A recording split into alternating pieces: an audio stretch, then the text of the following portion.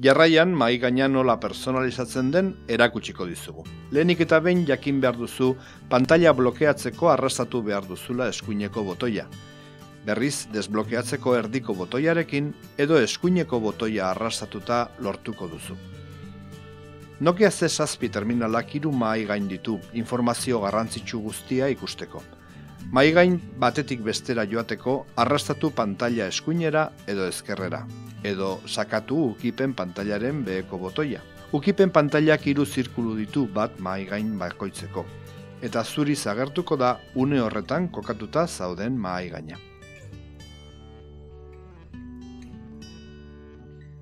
Telefonoa horizontalean erabili dezakezu testua idazten ari zarenean, biratu telefonoa eta QWERTY formatuko teklatua agertuko da. Gehien erabiltzen dituzun kontaktuen zuzeneko sarbideak eranzteko, añadir sus contactos más importantes aquí dioen botoia sakatu behar duzu. Azkenik, ikonoak berriro ordenatu, ezabatu edo berriak erantzi ditzakezu, opciones eta editar pantalla de inicio botoiak sakatuz.